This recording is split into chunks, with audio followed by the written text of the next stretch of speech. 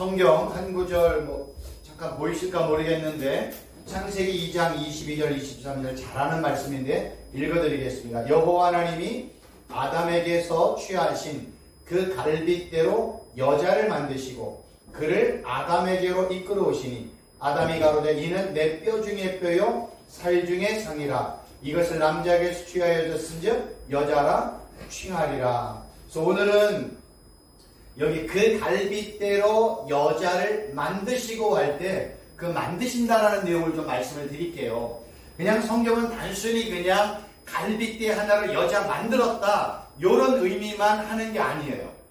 그래서 오늘은 이 만드시고라는 이 바나라는 히브리어 단어가 성경에서 어디에 어떤 의미로 사용되었는지를 알면 하나님이 아담의 갈빗대 하나를 가지고 여자를 만들었던 이 말씀을 통해서 하나님이 진짜 말하고 싶은 내용을 우리가 알 수 있는 거예요. 그래서 이 내용을 좀 말씀을 드리려고 합니다. 갈빗대로 여자를 만들라고 할 때 이 만들다라는 단어가요. 바나라는 단어인데 세우다, 짓다, 건축하다. 그러니까 만든다는 표현을 성경은 어떤 때는요. 집을 짓는다든지 아니면 성읍을 짓는다든지 어떤 것을 건축할 때 이 단어를 사용을 하고 있다는 거예요.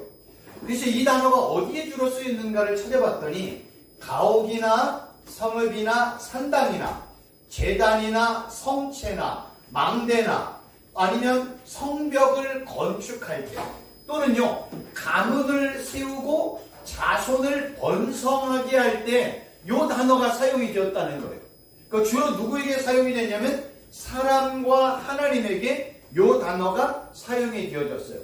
그리고 만들다라는 단어가요 계속법이에요. 계속법. 그러니까 하나님과 사람이 뭔가를 계속해서 짓기도 하고 만들기도 하고 건축하기도 하는 그러한 의미를 지금 설명하고 있다는 겁니다. 그러니까 결국 성경은 사람이나 하나님이나 뭔가를 계속해서 건축하고 있음을 이 바나라는 이 만드시고라는 단어를 통해서 설명을 하고 있다는 거예요. 그러면 성경에는요 어떤 때는 하나님을 건축자로 표현을 해요. 성경을 보면. 근데 사람도 건축자로 설명을 하고 있다는 거예요. 그러니까 성경은 하나님과 사람이 뭔가를 계속해서 짓고 있는 건축자의 의미로 설명을 하고 있다는 거예요. 먼저 사람과 연관되어져 설명을 드린다면 성경은요 창세기 11장을 보면 우리가 잘 아는 뭐가 나와 있어요? 바벨탑 사건이 나와요. 이게 꼭 바벨탑이 이렇다는 건 아니에요. 인터넷에 찾아봤더니 이런 게 있어서 하나 올려온 겁니다. 성경에는 사람을 건축자로 설명을 하면서 창세기 11장에 바벨탑 건설 사건을 기록을 하고 있다는 거예요. 심지어는요 사람들은요 하나님과 관계없이 자신이 원하는 왕국을 건설하거나 집이나 심지어는요 자기가 제사를 드리는 산당까지 건축을 했다는 거예요. 그런데 성경은요 하나님 없이 하는 이러한 모든 건축 행위를 불의하다, 죄라고 증거를 하고 있다는 거예요. 그러니까 성경은요 왜 하나님 없이 어떠한 건물을 짓고 산당을 짓고 집을 짓고 성체를 짓는 거를 하나님이 없이 하는 거를 죄라고 얘기하고 왜 불의하다고 얘기했을까? 그건 다른 게 아니라요. 하나님 없이 뭔가를 짓는 사람들의 마음에는 어떤 마음이 있냐면 나는 하나님의 도움 없이도 하나님의 은혜와 축복 없이도 나는 내 스스로 수고하고 노력해서 나의 왕국을 세우고 나의 집도 세울 수 있고 나의 산당이나 심지어 나의 바벨탑도 지을 수 있다는 마음을 가지고 하는 그러한 모습을 성경은 뭐라고 해? 그게 죄야. 그거는 불의한 거야 라고 이야기하는 거예요. 왜 그럴까요? 하나님 없이 하는 모든 사람들의 마음에는 뭐가 있어요? 교만, 오만, 심지어는 그거를 탐심이라고 말하고 있는 거예요. 그래서 성경은요 하나님을 설명할 때 불의한 자들이 지은 어떤 건물, 건축되어진 어떤 건물들을 무너뜨리시고 심판하는 하나님으로 설명을 한다는 거예요. 성경은 그러니까 불의한 자들이 뭔가를 지었어. 그래. 그럼 이러는 거예요. 그래. 하나님 도움 없이 한번 너의 가정을 한번 세워봐. 너의 왕국을 한번 세워봐. 산당을 한번 지어봐. 내가 그거 당장 무너뜨릴 거야. 라는 의미가 있다는 거예요. 그러면 모든 건물이나 왕국이나 성체나 집이나 어떠한 것이든지 다 하나님의 허락하에, 하나님의 도움과 은혜 안에, 하나님의 축복 가운데 지어나가라는 것을 설명하고 있다는 거예요. 그래서 이제 또 하나 우리가 봐야 될 게 뭐냐면 하나님을 건축자라고 설명. 첫 번째는 누가요? 사람이 건축자야. 야, 하나님 없이 또 뭔가를 지어. 그래, 그거 내가 다 무너뜨릴 거야. 하나님이 그러신다는 거예요. 그러면 하나님을 건축자로 설명을 드리면 성경은 이 첫 번째 건축자의 의미를 뭐예요? 아담의 갈비뼈 하나를 취해서 여자를 짓고 만드는 걸 마치 뭐예요? 건축하는 것처럼 설명을 한다는 거예요. 그리고 이 만화라는 단어가 또 어디 쓰였냐면 아모스 9장 6절에 보니까 그의 궁전을 하늘에 세우시며 그의 궁창의 기초를 땅에 두시며 이런 식으로 하늘에 뭐야? 하나님이 하늘의 궁전을 세우시는 분, 땅의 기초를 하나님이 세우시고 건축하시는 하나님으로 성경은 이렇게 증거하고 있다는 거예요. 이렇게 하나님께서는 왜 하나님을 건축자로 설명을 드리냐면 하나님 없이 자기 왕국을 세우고 성전을 짓고 집을 건축하고 성벽을 짓는 모든 일들이 하나님 없이 하는 모든 일들은 어리석다. 그건 복이 되지 않는다고 성경은 반복해서 이야기해요. 그래서 시편 127편 1절에 뭐라 그래요? 여호와께서 이 단어, 이 문장이 나오는 거예요. 여호와께서 집을 세우지 아니하시면 세우는 자의 수고가 헛되다. 여호와께서 성을 지켜주지 아니하시면 파수꾼의 깨어있음이 헛되다. 그러니까 우리 가정, 우리가 목회하는 목회지, 이러한 모든 것들이 다 하나님의 축복, 하나님의 은혜, 하나님의 허락하에 집이 세워지고 교회도 세워지고 산당도 세워지고 왕국도 세워질 때 거기에 하나님의 축복과 은혜가 임한다는 거예요. 그래서 성경은요, 어떤 집, 어떤 성읍, 어떤 왕국, 성벽, 성정들이 무너지고 아니면 축복 가운데 세워지는 기준은 다른 게 아니에요.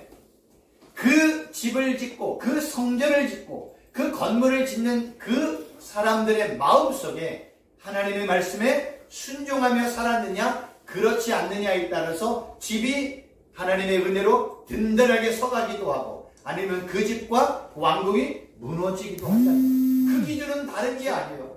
하나님의 은혜와 축복 가운데 세워졌느냐, 하나님의 축복 없이 세워졌느냐, 요 얘기를 하는 거예요. 성경 얘기는 다 그 얘기예요. 구약이나 신약은 다 그 얘기예요. 구약은 뭐예요? 하나님의 은혜, 하나님의 말씀에 순종해서 하나님 경외해서 하나님만 예배해서 그럼 축복. 그거 없어 저주와 심판. 신약은 뭐예요? 예수님 믿었어? 예수님 의지해? 예수님만 바라봐? 예수님의 이름을 열심히 부르면서 예수님께 영광 돌려? 그건 축복. 그러지 않으면 하나님의 저주와 심판이 임한다. 성경은 그래요. 하나님과 예수님이 있느냐 없느냐, 하나님과 예수님의 말씀에 순종했느냐 아니했느냐, 하나님과 예수님을 믿느냐 안 믿느냐에 따라서 이러한 모든 것들이 세워지기도 하고 무너지기도 한다는 거예요. 그래서 성경은 그 얘기하는 거예요. 하나님의 은혜와 축복 가운데 나의 가정도 세워지고 내가 하는 목회 사역지도 하나님의 은혜로 세워지고 왕국, 건축, 성벽, 어떠한 모든 것들이 하나님의 은혜와 축복 가운데 이루어져야 됨을 이렇게 성경은 건축자로 하나님과 사람을 통해서 우리에게 말씀하고 있다는 겁니다. 그래서 이러한 내용들이 이렇게 되어지는 거예요. 성경은 또 하나님뿐만 아니라 누구를요? 예수 그리스도와 성령 하나님을 뭘로 표현해요? 건축자로 표현한다는 거예요. 성경은요, 하나님, 예수님, 성령 하나님, 삼위일체 하나님을 전부 다 뭘로 표현해요? 건축자로 표현을 한다는 거예요. 그래서 우리는 신약 성경과 구약 성경의 건축과 연관되어지는 내용들을 공부를 하면 하나님과 예수님과 성령 하나님께서 어떠한 건물을 건축하고 견고하게 세워나가는 것을 알 수 있다는 거예요. 이런 내용들은 특별히 신약 성경을 통해서는 더 분명하게 나와 있습니다. 신약 성경에 보면 에베소서 2장 21절 그의 안에서 건물마다 서로 연결하여 주 안에서 성전이 되어가고, 여기서 이 건물이라는 단어는 그냥 단순히 건물, 우리 신학교 건물, 예배당 건물 이런 의미가 아니에요. 이보다 더 많아요.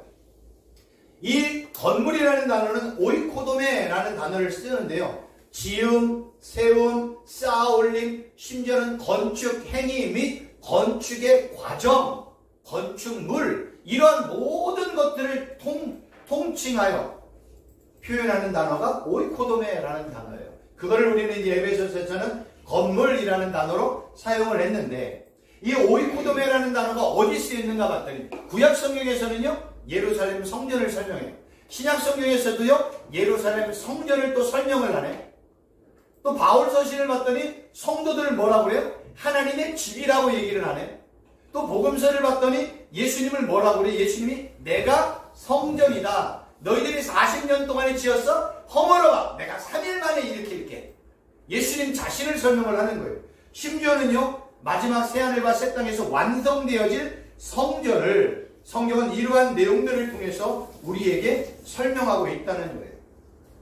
이러한 내용을 통해서 우리가 깨달아야 될 것이 세 가지가 있는데, 첫 번째는 다른 게 아니에요. 우리는요 하나님의 집과 하나님의 성전과 예수 그리스도의 몸된 교회에 예수님과 성령 하나님과의 동역자는 되어질 수는 있지만, 우리는 절대 하나님의 집과 하나님의 성전과 예수님의 몸된 교회의 주인은 될 수 없다는 거예요. 성전과 교회의 주인은 누구예요? 하나님 아버지 예수 그리스도만이 성전과 교회의 주인이 될 수 있다는 거예요. 두 번째는 다른 게 아니라 하나님의 성전과 교회의 대표와 주인은 하나님과 예수님이기 때문에 하나님의 성전, 예수님의 몸된 교회는 오직 하나님의 뜻과 예수님의 뜻 가운데 세워지고 움직여야 된다는 거예요. 그러면 성경이 말하는 교회는 누구를 얘기해요? 건물을 얘기해? 건물 얘기하지 않아요. 성경이 말하는 교회는 누구예요? 예수 그리스도와 연합된 성도들, 지체들, 무리들을 이야기를 하는 거예요. 그럼 누가 교회예요? 우리가 교회예요. 우리가. 그럼 우리는 누구의 뜻대로? 하나님의 뜻과 예수 그리스도의 뜻대로 세워지고 움직이고 어떤 일들을 감당해야 된다는 거예요. 성전도 누구예요? 우리가 성전이라고 그랬잖아요. 바울이 그러잖아요. 성령 하나님이 거룩한 영이 우리 안에 들어오는 순간 우리는 뭐가 됐다? 하나님의 성전 또는 하나님의 나라가 되었다고 얘기하잖아요. 똑같은 표현을 바울은 뭐라고 해요? 예수 그리스도는 교회의 머리요 교회 몸이신데 그 머리와 몸인 예수 그리스도에 우리는 연합된 지체라고 얘기하잖아요. 그래서 우리가 예수님과 연합되는 순간 우리는 어떻게 돼요? 교회가 되어지는 거예요. 예수님은 교회의 머리이고 교회의 머리이신 예수님과 연합되는 순간 우리는 뭐가 돼요? 교회가 되는 거예요. 성전이신 예수님과 내가 연합되는 순간 내가 뭐가 된다고요? 교회. 성전이 되는 형국이나 교회 머리이신 예수님과 연합되는 순간 내가 뭐가 되는 거예요? 교회가 되는 거예요. 그러면 구약이 말하는 하나님의 성전도 누구에게서 규결이 돼요? 예수님에게서 규결이 되잖아요. 구약의 모든 성전의 이야기, 성막의 이야기, 성전과 성막 안의 기념들의 얘기는 다 누구의 얘기예요? 예수님의 이야기잖아요. 예수님, 내가 성전이다, 내가. 그 얘기하는 거예요. 그리고 신약에 언급되어 있던 서신서 언급했던 모든 교회의 내용은 누구를 얘기해요? 교회 머리이신 예수님. 그리고 교회인 우리. 그럼 뭐예요? 예수님은 성전도 되고 교회 머리가 되는 순간 또 우리도 뭐예요? 예수님을 믿음으로 말하면 우리도 성전이 됐네. 우리도 뭐가 돼요? 교회가 된 거예요. 성경은 이렇게 표현한다니까요. 예수님은 하나님의 맏아들이잖아요. 그 하나님의 맏아들을 믿는 우리들은 뭐가 되는 거예요? 하나님의 아들들이 되는 거예요. 성경이 그렇게 얘기하잖아요. 바울이 예수님은 참빛이야. 그럼 참빛을 믿는 우리들은 뭐예요? 빛의 아들들이 된다니까요. 성경이 그런 식으로 설명을 하는 거예요. 성전이신 예수님을 믿는 순간 우리는 뭐예요? 우리도 성전이 되는 거예요. 교회 머리이신 예수님과 연합되는 순간 우리가 뭐가 되는 거예요? 우리도 교회가 되는 거예요. 그러면 하나님의 성전과 교회는 뭐 해야 돼요? 교회의 머리와 주인이신 하나님과 예수님의 뜻에 순종하며 살아야 된다는 거예요. 이게 핵심인 거예요. 그러니까 우리는 하나님의 말씀과 예수님의 말씀에 온전히 순종하며 사는 것을 원하는 거예요. 이거를 구약의 역사를 통해서 보여주었잖아요. 이스라엘 백성들의 모든 일들은 뭐예요? 하나님의 허락이냐, 하나님의 축복이냐, 하나님의 말씀에 순종했냐, 이게 핵심이에요. 다른 모든 거는 다 부차적이에요. 하나님 경외했어? 그건 복이야. 하나님 말씀 순종했어? 그건 축복이야. 내가 너 축복해 줄게. 하나님만 예배, 내가 축복해 줄게. 이거예요. 그래서 교회 또 성전은 모두 다 하나님과 예수 그리스도의 뜻대로, 주인의 뜻대로, 왕의 뜻대로 세워지고 움직여지고 만들어져야 된다는, 이게 두 번째. 세 번째는요, 우리 성도들이 하나님이 기뻐하는 성전으로 계속해서 세워지고 예수 그리스도와 연합된 교회로 계속해서 온전하게 세워지려면 조건이 딱 하나 있어요. 교회의 머리이신 예수님과 뭐예요? 연합되고 상합되고 연결되어 있어야 돼요. 그래서 에베소서 우리가 요 다음에는 뭐예요? 교회 머리이신 예수님과 연합되고 상합되는 거예요. 그거를 제가 반복해서 설명한 게 뭐예요? 연합, 일치, 하나, 한몸, 부부라는 단어로 설명을 드렸던 거예요. 이렇게 교회 머리이신 예수님과 연합되고 하나 되고 일치되고 그 다음에 한 몸이 되고 부부가 되어질 때 예수 그리스도를 통해서 예수님과 연합된 그 교회들이 온전하게 든든히 서갈 수가 있는 거예요. 이거를 요한복음 15장에서는 뭐예요? 포도나무 줄기와 가지로 설명을 드렸다니까요. 그러니까 가지는 줄기에 붙어 있어야 돼. 연합되어야 돼. 하나가 돼. 일치가 돼. 한 몸이 되어야 돼. 그래 가지가 성장하고 열매를 맺을 수 있는 거예요. 그러니까 교회는, 하나님의 성전은요, 인간의 노력과 수고와 애씀을 통해서 절대로 세워질 수 없다. 요거 설명하고 싶은 거예요. 근데 구약의 이스라엘 역사를 보면 뭐예요? 하나님의 은혜 없이도 하나님의 성전을 세우려고 했고 하나님의 성전을 자기들이 지키려고 노력을 했잖아요. 근데 하나님이 뭐예요? 여지없이 다 무너뜨렸잖아요. 그런 표현을 쓰는 거예요. 그러면 이제 우리가 또 배워야 될 게 뭐냐면, 여기 보면 그의 안에서 건물마다 서로 연결하여 주 안에서 성전이 되어가고, 지금 건물 설명했잖아요. 이제는 되어간다라는 단어의 의미를 좀 설명을 드릴게요. 이 되어간다라는 단어가 뭐냐면, 뭐가 되어간다 이런 의미보다는요, 자라게 하다, 성장하다, 증가하다, 심지어는요 풍성하게 결실을 맺게 하다. 그러니까 예수님과 연합된 이 성전은 뭐예요? 계속해서 성전으로 성장하고 성전으로서의 열매를 풍성하게 맺어간다라는 거예요. 그럼 이 되어가라는 이 아옥사노라는 단어가 어떤 의미로 사용되냐면, 식물이 자라는 자연적인 성장 또는 영적 성장인 교회의 성장과 믿음의 성장에 이 단어가 사용이 되었다는 거예요. 그리고 이 단어가 현재 능동태에 그럼 뭐예요? 지속적으로 성장하고 열매를 맺어가고 있다는 거예요. 그러니까 성경은 예수님과 연합된 모든 가지들, 예수님과 연합된 모든 지체들, 교회들은 계속해서 뭐예요? 계속해서 성장해야 돼. 계속해서 풍성한 열매를 맺어가야 된다니까요. 만약에 열매가 없다, 성장하지 못한다, 그건 문제가 있다는 거예요. 가지는요, 줄기에만 붙어있기만 하면 머리이신 예수님을 통해서 공급되어지는 그 양분, 양식, 생명의 떡, 생수의 말씀을 통해서 가지는요 무조건 자라게 돼요. 붙어있기만 하면. 그래서 이 교회의 성장과 성도들의 믿음의 성장은 어디 안에서? 성령 안에서. 누구와? 예수 그리스도와 연합할 때만이 하나님의 성전, 예수 그리스도의 몸된 교회는 계속해서 성장할 수 있고요. 심지어는요 30배, 60배, 100배 열매로 맺혀질 수가 있다는 거예요. 그래서 바울이 골로새서 2장 19절 이렇게 얘기해요.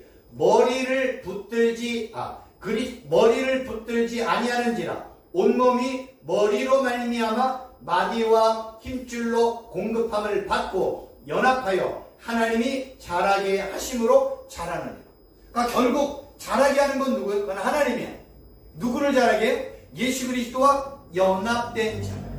머리의 통치를 받고 머리로부터 인도함을 받고 예수님을 통해서 공급받고 양식받는 그러한 지체들, 가지들, 교회들은요 하나님이 계속해서 성장시키고 자라나게 하신다는 거예요. 그러면 정리를 한다면 성경이 이런 식으로 표현하는 거예요. 하나님께서 아담의 갈비뼈 하나를 취해서 여자를 만들었잖아요. 그래서 아담과 하와가 한 몸이 되어서 자녀를 낳게 하는 게 하나님의 목적이었어요. 마찬가지로 신부인 교회들도요 신랑이신 예수님과 연합되어 한 몸 하나가 되어서 뭘 만들어가는 거예요? 믿음의 아들들을 세워나가는 거예요. 똑같잖아요. 신랑인 아담과 신부인 하와가 하나가 되고 한 몸이 되고 부부가 되어서 하나님의 허락하여 하나님의 은혜에 자녀를 낳아야 되는 게 맞는데 이 악한 사단의 미혹과 괴계에 넘어가서 이것이 실패가 되었잖아요. 그럼 이 실패된 걸 누가 완성해요? 두 번째 아담인 예수님이 이 땅에 오셨는데 성경은 그 두 번째 아담을 누구라고 얘기해요? 예수 그리스도. 그리고 신부를 누구라고 그래? 교회. 그래서 교회는 신랑이신 예수님과 연합되어 한 몸 하나가 되어 뭘 만들어요? 믿음의 아들들, 믿음의 열매를 맺혀가야 되는 거예요. 성경은 이렇게 설명하고 싶은 거예요. 그래서 아담과 하와가 부부가 되었음을 바울이 그대로 이거는 교회와 예수 그리스도와의 관계로 설명을 했잖아요. 그게 에베소서 5장의 이야기라니까요. 그 내용이 똑같아요. 그러니까 우리는 이 두 내용을 연합하여 봐야지 이거를 따로 국밥으로 보게 되어지면 창세기 2장의 내용과 에베소서 5장의 내용은 절대로 연결시킬 수 없어요.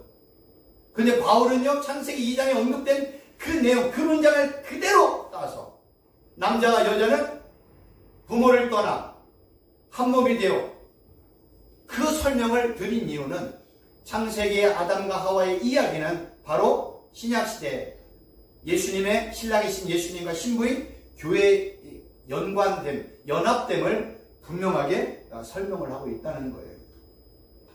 그리고 또 이제 우리가 연관해서 봐야 될 내용이 바로 뭐냐면 금방 설명을 드렸던 이 내용이에요. 창세기 2장 21, 22절 여호와 하나님이 아담을 깊이 잠들게 하시매 잠들매 그가 갈빗대 하나를 취하고 살로 대신 치우시고 여호와 하나님이 아담에게 취하신 그 갈빗대로 여자를 만들었다. 이 내용인 거예요. 그리고 이 내용에서 이제 뭐라고 표현하냐면 2장 24절에 이러므로 남자가 부모를 떠나 그의 아내와 합하여 둘이 한 몸을 이룬지라. 여기서 이 합하다는 단어가요 너무 중요해요. 여기서 이 합하다라는 단어는요 잠깐만요.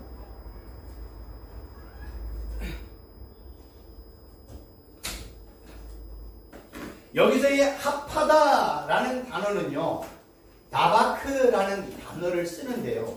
그냥 우리는 뭔가 합했다 이런 의미보다는 굳게 결합하여 밀착하다, 충실히 대하다, 접근하다, 함께 머무르다. 히브리어 단어에 이런 의미가 있다니까. 그냥 우리는 야 둘이 그냥 한 몸이 돼 합했어 이런 게 아니라 뭐예요? 함께 머무르다, 굳게 밀착하다, 충실히 대하다, 이런 의미로 사용이 되었다는 거예요. 그럼 이 단어가 어디에 쓰였는가를 봤더니 몸의 지체와 지체들이 서로 굳게 밀착되어 있다는 뜻이에요. 예를 들면 뭐냐면 제 피부가 있잖아요. 이 피부와 살이 뭐와 지금 밀착되어 있어요? 뼈와 밀착되어 있잖아요. 성경은요, 이 표현을 어떻게 표현하냐면 악어의 몸과 살에 뭐가 밀착되어 있어요? 비닐이 밀착되어 있다는 거예요. 그러니까 성경은 이렇게 합하여 밀착되어 있음을 마치 이거 우리가 끊어낼 수가 없잖아요. 우리의 살과 피부를 뼈와 끊어낼 수 없잖아요. 뭐 이렇게 해가지고 우리가 이제 발골할 수는 있죠. 근데 성경은 그런 의미가 아니라 뼈와 살과 피부는 하나야, 서로 밀접하게 연합되어 있어. 이 얘기를 하는 거예요. 두 번째는 뭐냐면 몸의 지체는 땅과 진토에 붙어 있다는 거예요. 그러니까 우리는 지금 어디에 붙어 있는 거예요? 땅. 왜 땅에 붙어 있다고 얘기할까요? 아담은 어디로부터 나왔어요? 땅으로부터 나왔잖아요. 그래서 그렇게 설명을 하는 거예요. 그러니까 인간은 땅을 떠나서는 못 살아. 그 얘기, 아담은 땅을 떠나서는 못 살아. 왜요? 근원이 거기 있으니까. 그래서 인간은 땅과 밀착되어 있다. 이런 의미. 근데 이제 세 번째가 중요한 거예요. 보세요. 애정과 충성으로 어떤 사람에게 굳게 결합되거나 밀착되어 있다.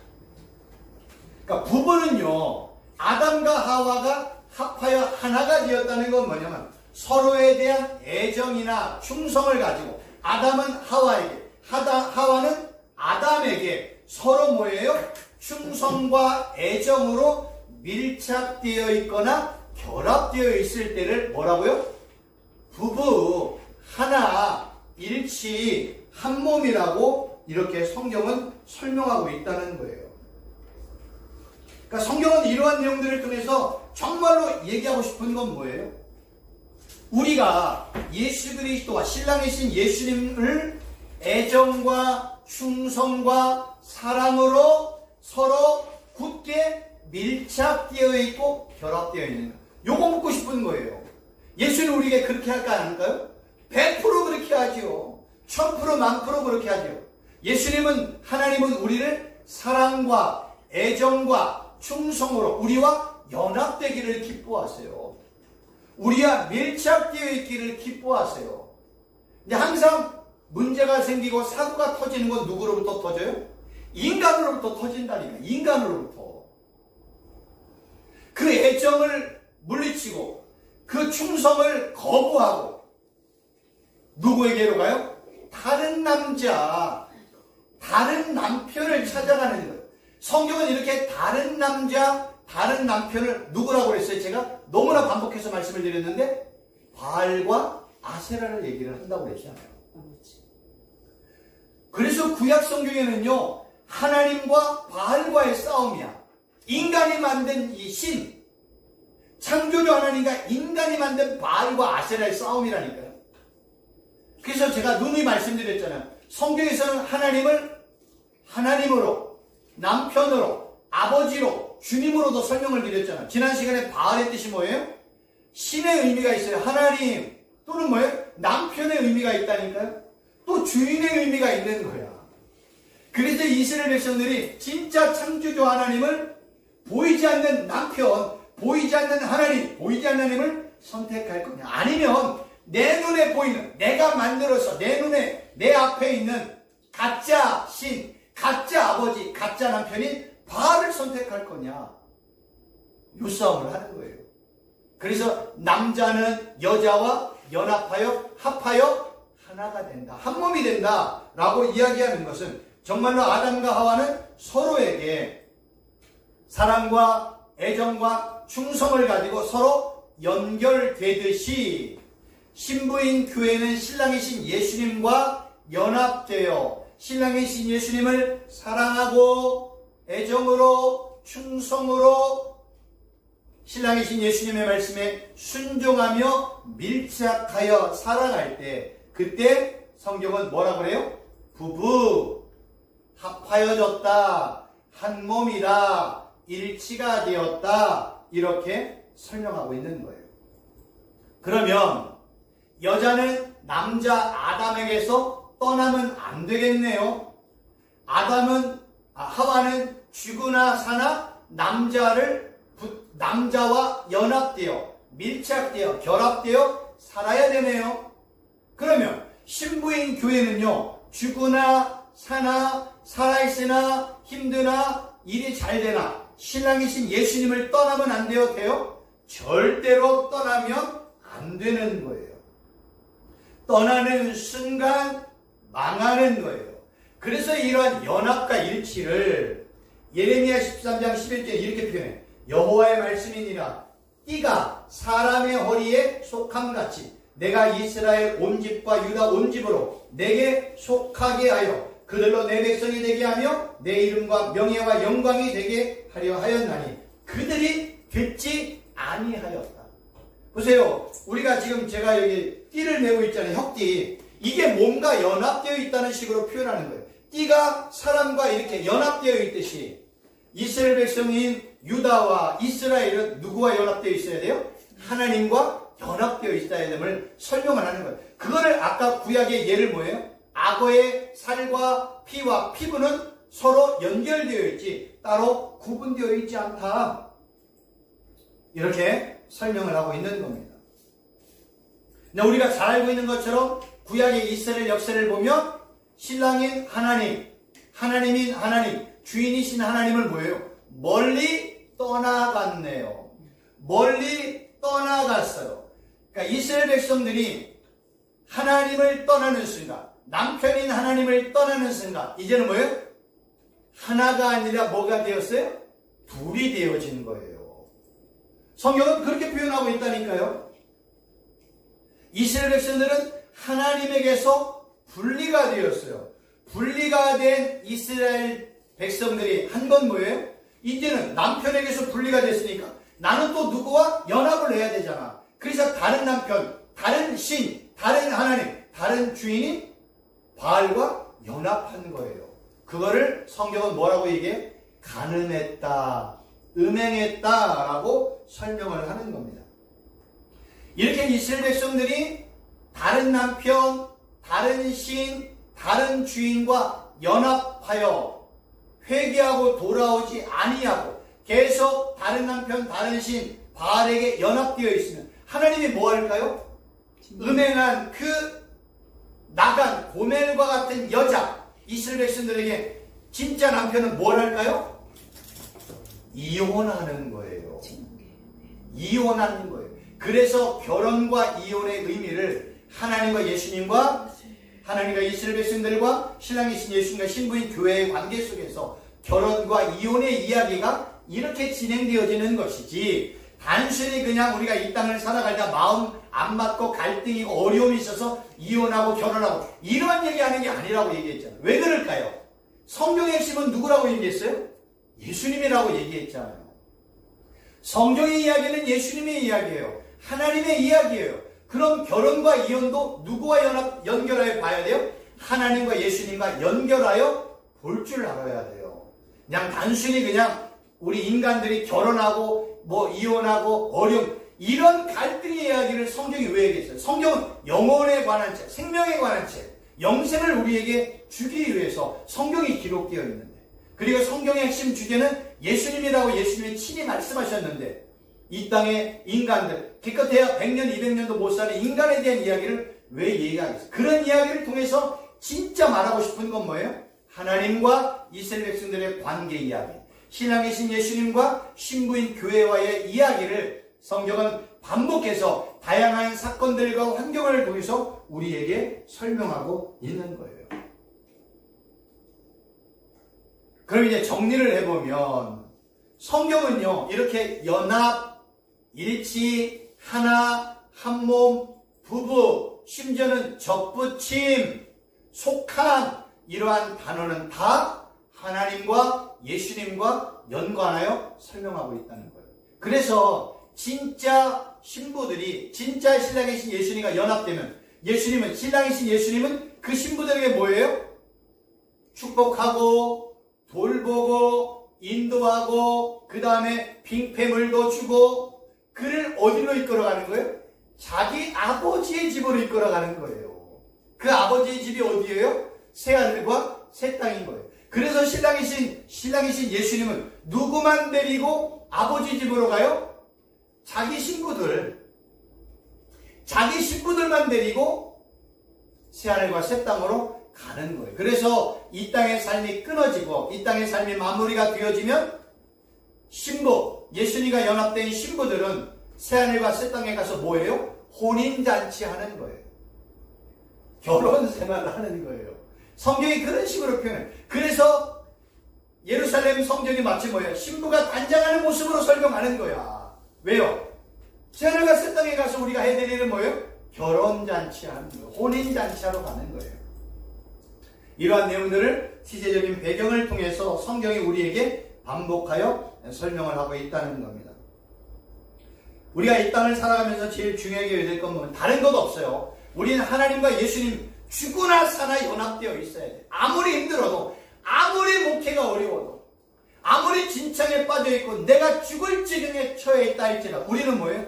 그 위기의 순간에 나의 하나님, 나의 아버지 되시는 하나님, 여호와 하나님 아버지를 부르고 나의 신랑 되신 예수님을 부르짖고 찾으면서 그 위기를 우리는 극복할 수 있어요.